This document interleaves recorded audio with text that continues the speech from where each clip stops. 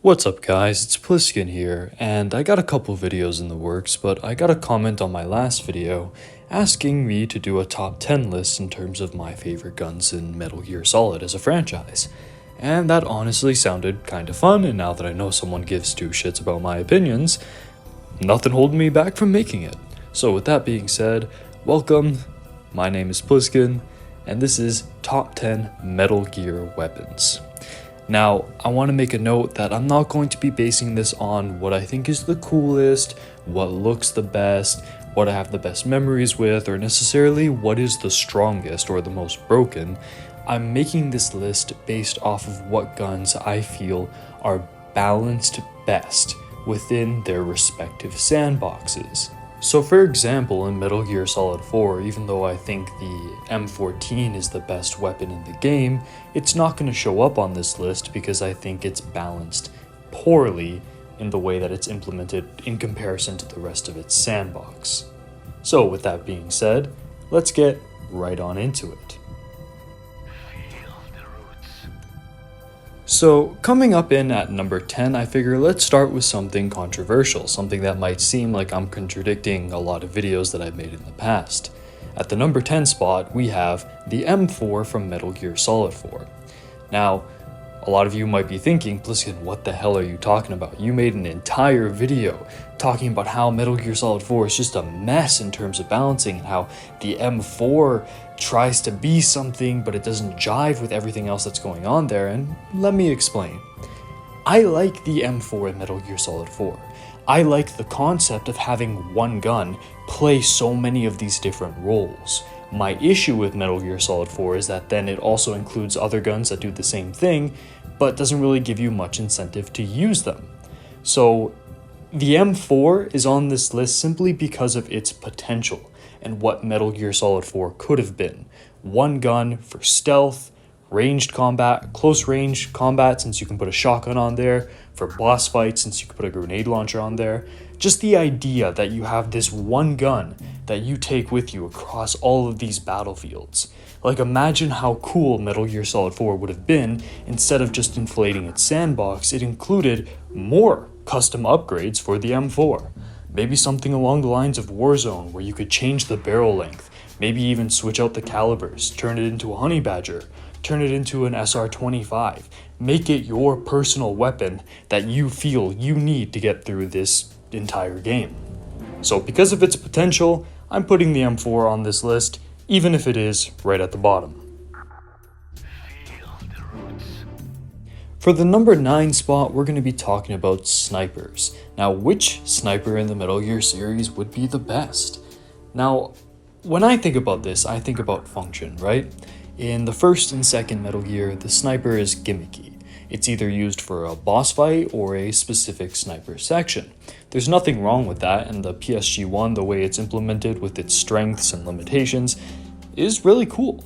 Snake Eater's SVD is pretty awesome in the sense that you have a little bit more freedom than you did with the PSG-1, but for the most part, when you use it, it's a very gimmicky set pieces type scenarios. You're not really going to just be incentivized to use this all the time or choose when to use it, really. So when I think of a game in the Metal Gear series that caters to sniping and encourages you to use that strategy, I of course go to Metal Gear Solid 5. Now you see, in Metal Gear Solid 5, unlike all the other Metal Gears, base building is at the heart of it. So what you want to do when you're playing Metal Gear Solid 5 is see a base, scan all the soldiers in that base, see which ones are the highest level, knock them out, and bring them back to base so you can develop better weapons. It's that kind of grind that keeps you coming back to Metal Gear Solid 5. So, there are a lot of tools to accomplish this. Of course, there's pistols, there's SMGs, there's rifles. However, the MD-2000, as it's called in-game, tranq rifle, tends to be the best option for this. And since it ties directly into that loop of acquiring different high-level soldiers for your base, I have to say it's the best sniper in Metal Gear. Because when I play Metal Gear Solid 5, I always have this thing on me, and whether I'm doing free roam or a mission, I'm always using it.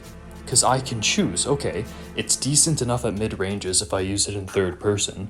If I use the scope, I can get guys from across the base or across the open world. making it much easier for me to plan out exactly who am I going to take, who am I going to kill, who am I going to sneak by. This sniper just fits into every element of the gameplay. And because of that, that's why I put it over, the legendary PSG-1 or Snake Eater's SVD. It's because it's so tied to the core gameplay mechanics of Metal Gear Solid 5. So number 9 definitely goes to the MD-2000, best sniper in Metal Gear. I'll die on this hill. Coming in at number 8, we have the Nikita missile launcher. Now, this fictional launcher is cool and stands out from all the other explosive weapons in Metal Gear as a series because it allows the player to engage in gameplay that isn't tied to direct combat or sneaking. It adds variety. For example, the Stinger missile you just use in boss fights, right? The pistols you use when you're sneaking around, but they all revolve around shooting enemies. But the Nikita is different. The Nikita allows you to engage in these weird puzzles where you have to navigate these narrow corridors. It'll speed up if you're idle for too long, so you really have to stay focused and in control. Sometimes you'll have gun turrets that'll shoot the missiles, so you need to know when to speed up, when to not speed up. In Metal Gear Solid 2, there's a section where you gotta make sure not to hit the president.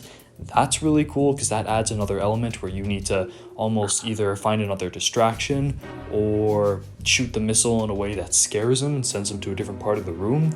It's just a very unique gameplay style to Metal Gear, and these kind of action puzzle elements is something that I feel the series could use much more of. Part of the reason why I want to hunt down Metal Gear Solid Ghost Babel on the Game Boy is because apparently it has this entire mission based around using the Nikita in multiple puzzles and utilizes this brilliant weapon design to its full potential, and I would love to see that. So because of that, because it's so unique and offers such an interesting experience that breaks up the whole cycle of sneaking and fighting, I gotta give the Nikita a place on this list. While we're on the topic of rocket launchers, at 7th place, I forget its in-game name, but I'm putting the Carl Gustav type weapon from Metal Gear Solid 5 as the best rocket launcher in the series. Now, Metal Gear purists might be pissed off at this because they might think, oh no, it's the Stinger missile is the best, or maybe it's the RPG from Snake Eater. But here's the thing with both those weapons. Like their respective snipers from those games, they're incredibly gimmicky. There's only very specific scenarios where you're going to use them. Whereas the Carl Gustav in Metal Gear Solid 5 is a much more versatile weapon. For example, if I'm in a traditional Metal Gear boss fight against a chopper, or Metal Gear, or a tank, yeah, I can use this in a very similar way that I could use the Stinger or RPG respectively. But then at the same time, I can also just take this with me into the open world and use it to just take out groups of guys. It's not as restrictive as those other rocket launchers as I can move around with it. It's just basically all of the things that I love about every Metal Gear rocket launcher packed into one weapon that's so much more versatile. Coming in at 6th place, we have the LMG that's taken this spot on this list, and this really shouldn't surprise a lot of you, but the M63 from Snake Eater is easily one of the best combat weapons in the franchise. Now, where do I even begin when talking about why I love this gun so much? So, first off, it's hidden away, so it's kind of like a bonus weapon that only curious and exploring players are going to find on their way to the end boss fight. You can use this when you get caught in combat and chew through pretty much every enemy type with ease as long as you have the ammunition for it. You can use this in the end chase with Eva, as the infinite ammo that you get during that chase makes it perfect for mowing down all the guys coming at you and the missiles that the Shagohod is going to shoot at you. For boss fights like with the Fury, the End, it's an amazing weapon because with the Fury, if you get the drop on him, with the AK or M16, sometimes the aiming in Snake Eater can be a little bit awkward, so if you don't hit him with those first shots, you're kind of fucked. But with the M63, it's such a hailfire of bullets that as soon as you see him or he comes into frame and you press square, you're taking the Fury down a couple notches. Same thing with the End. When he starts running away after you finally catch him, which is annoying as shit by the way, with a lot of weapons, it's difficult to, pinpoint him because he's moving so fast. But with the sheer volume of fire with the M63, you're almost guaranteed to do a little bit more damage to the fucker. So, because of its function as just that ultimate combat weapon that you really need to seek out and unlock in Snake Eater, I just have to say, it's just a wonderfully balanced combat weapon. And Metal Gear, when it comes to combat weapons, it's really hit or miss, and this is a definite hit. It belongs in its sandbox, there's so many different applications for it, and it's just really cool to see, especially since the M63 is more of an obscure LMG that you don't see in a lot of games, so it also gets bonus points for cool factor. Bringing us now over to 5th place is gonna go to the Ground Zeroes SMG. Now, there's a lot of things about Ground Zero's weapon balancing that I like, and a lot of you should know that as one of my most popular videos is talking about a ranking of my favorite weapons in Ground Zeroes and talking about why it's so great. Whereas Metal Gear Solid 5 goes with the level up system and does it fairly well, Ground Zero sticks more to the single purpose approach. Single purpose approach being one gun for each specific role. The SMG in this game acts as kind of your stealthy combat pistol, as the standard pistol behaves more like a heavy stopping Magnum almost, in the sense that it's not suppressed and does a lot of damage to make up for that. But the SMG here that's made readily available to you in the main mission, or in other missions if you unlock it, is a spectacular stand-in for that traditional suppressed Metal Gear pistol. And the fact that it's fully automatic and can be used in the same scenarios as those traditional pistols, but is also a little bit more adept at combat because it's faster firing, really helps to differentiate it from the game's Trank pistol. So I've always said that the bread and butter of Metal Gear sandbox balancing is that Trank pistol and stealthy combat pistol dynamic, how they play off of each other, how they differentiate from each other and make up for each other's strengths and weaknesses. And in Ground Zeroes, you have a spectacular example of this with the game's Trank pistol and the game's SMG. So because of that, it's easily, in my book, one of the best weapons in the Metal Gear saga. Coming in 4th place, we have not only one of the best Metal Gear weapons of all time, we have one of the best video game shotguns of all time. Leave a comment down below if you want me to make another list talking about the best shotguns in games, because I'd have a lot of fun doing that. Number 4, we have the M37, which manages to balance a shotgun in a stealth action game in a way that so many other game series have tried, failed, or don't even bother. An example would be how Call of Duty would always nerf shotguns, because if you make them too powerful, they can overtake all the other weapon classes. Games that manage to balance shotguns better tend to be horror games, because they can make shotguns those really powerful weapons that knock back your opponents, the creepy monsters that are coming at you. But in an action game, whether it's stealth action or straight up action, it's very difficult to balance shotguns because if you make them too good, they might overshadow the assault rifles. But Metal Gear Solid 3 makes the almost perfect example of a video game shotgun. Now, the M37 is powerful. You can kill multiple opponents with a single shot if they are extremely close in front of you, making it perfect for when you're indoors and caught by the enemy and an assault team is running at you. You can literally blow them all away with one shot. But you need to know when to time your shot, as the way Snake will pump this shotgun and ready it again will take a few seconds, giving your enemies an opening. It also doesn't come with too much ammunition, and although Snake uses an unusual kind of speed loader, mostly seen only in competitive shooting, It's still not the fastest reload. In comparison to the AK or M16, the M37 does take a while to reload. So the low ammo count, the long reload time, and the period between shots help balance this weapon to make sure it doesn't just overtake the M63, the M16, the AK. It carves its own niche, is what I'm trying to say. And it's perfect for boss fights, for enemy combat encounters, for very quick ambushes where you want to pop out, kill a guard that's blocking away, and then move fast before anyone can see you, so you're just in a caution phase instead of an alert. The M37 is just amazing, and I wish more games could take notes off of Snake Eater when it comes to balancing their shotguns. So with that in mind, it's very, very easy for me to say the M37 is one of the best Metal Gear weapons ever designed. Coming in our third spot, here we are, the top three. We have one of the original combat weapons in a Metal Gear game, and one of the best balanced. We have the G1 Famas from Metal Gear Solid 1. Now, why do I pick this over all of the other assault rifles in the series? The answer is simple. The Famas knows what it is. It knows what it's trying to do.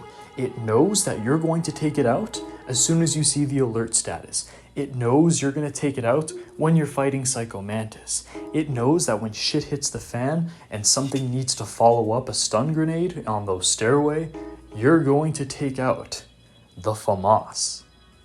Now, for example, the M4 in Metal Gear Solid 2, yes, it plays this role, but you unlock it very late in the game, making it kind of like a power weapon. The AK is used more so as a disguise weapon. Metal Gear Solid 3, the one gun I was thinking would rival the Famas in terms of being balanced as a combat weapon, would have been the AK. However, it exists in a game where the M16 and M63 also exist, so its place isn't really firmly cemented, as the M16, even though it's meant to be used more as a stealth weapon, can still be used for combat, and the M63 really does overtake the AK-47. However, in Metal Gear Solid 1, it's just the Famas. You don't think, okay, am I going to use the assault rifle with a little bit more ammo but isn't as accurate? Am I going to use the assault rifle that fires fast but doesn't do as much damage? No, it's just the Famas. This is your combat weapon. And because it fits that role so perfectly, I have to say it's easily the best assault rifle in the Metal Gear series, and it set the standard for how a combat weapon should behave in Metal Gear moving forward. So with that in mind, it's very easy for me to say that the Famas is one of the greatest Metal Gear weapons of all time. Now I'm going to be honest with you guys, the number 2 spot was the hardest one for me to decide. When deciding what the best tranq pistol was in the Metal Gear series, it's a big deal because this is an integral part of that bread and butter combo. You know, at the heart of Metal Gear's identity, what's your sneaky stealth weapon and what's your, stealthy but more so aggressive combat weapon? So I thought initially maybe it's the M9. You have the laser sight that differentiates it from the other pistols in the game. It's permanently suppressed and guards don't really freak out that much if they find a knocked out guy, really hammering in that kind of clean stealth aesthetic with this pistol. It's incredibly accurate and faster to acquire your targets in aiming. So for example, on Extreme in Metal Gear Solid 2, and there's sections where one shot will kill you, it's actually better to whip out the M9, pop out of cover, and use the laser to shoot guys down in the head, accurately, faster, and safely. However, I couldn't give this to the M9, because there's another tranq pistol that just excels so much more within its sandbox, and that's the MK22 Hush Puppy in Snake Eater. Now this pistol, yeah, there's not as much differentiating it from the 1911 because you're still using your iron sights, the suppressor will still degrade, and all the bells and whistles that I really like from the M9 and Metal Gear Solid 2 aren't present here. However, with the MK22, it opens up so many gameplay options. Acquiring food, setting off beehives, keeping animals in your pocket to use later on as distractions for guards or boss fight weapons. It has all of those advantages of the M9 trank pistol in terms of being more accurate, in terms of having cleaner stealth. But on top of that basic combat loop of sneaking around and shooting, you have this entire other element of interacting with Snake Eater's lush environments and the wildlife that's in it, and it opens up gameplay venues for keeping food fresh or, again, throwing snakes at an enemy to distract them.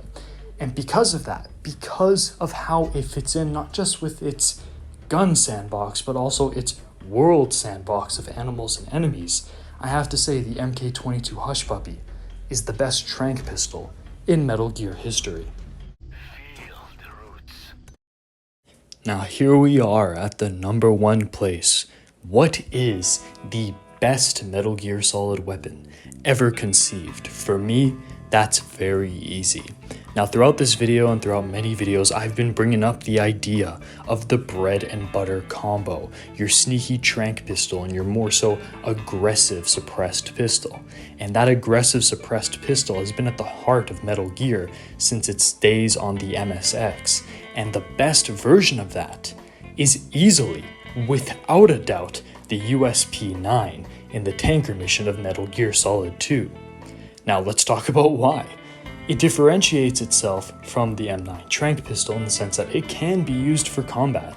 You can still get overwhelmed by the harder assaulter class enemies. However, this thing fires very fast, so it makes up for not having crazy amounts of damage because you can pelt the enemies very quickly in both third-person aiming and first-person aiming.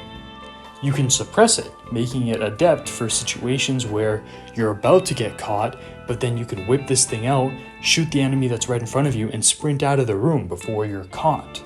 So those high-octane stealth action moments, this weapon is perfectly catered towards. It also has the element of interacting in puzzles. So Metal Gear Solid 2 is one of my favorite games in the series because of the puzzle elements that it has within. So the Semtex puzzles on the tanker mission make this weapon mandatory. You need to slow down and take your time with this, less accurate than the M9, because with the M9 you have the laser and it's extremely easy to aim with that. With this you have the iron sights, which may become partially obscured by your suppressor. So when you're in these situations where you have to disarm these bomb traps, it's very intense, it slows everything down, and you really need to focus with this gun. So the fact that it can give you those slow-paced, heart-tearing moments, and then quick-paced, high adrenaline moments is amazing for me. Now the reason why I choose this over the SOCOM, since they're very similar in terms of how they behave, is that the USP-9 differentiates itself a little bit more by being a little bit weaker, firing faster, and it has the flashlight on it, which I really like because that's gimmicky in the sense that it's helpful in the combat encounter in the holds of the tanker, but at the same time when you're sneaking in dark areas you need to be mindful of it, because if you turn this on to a guard that hasn't seen you, the flashlight will alert him to your presence. So there's a lot of things going on with this pistol, and ultimately I feel it just embodies the entire Metal Gear experience. There's calculations involved with your stealth, there's quicker moments, there's slower moments, there's action moments, there's quiet stealth moments. It's fast, it's slow, it's everything you need to be. It's a weapon that adapts to whatever the gameplay throws at it. And it's because of that that not only is this the best pistol in Metal Gear, it is the best weapon in Metal Gear history. But now, what do you guys think? Did you like the picks that I chose for this list? Do you disagree with some of them? Do you disagree with my whole statement on the USP-9? Let me know down in the comments below. If you enjoyed this, go ahead and leave a like. If you want to see more content like this, subscribe. I've been Pliskin, over and out.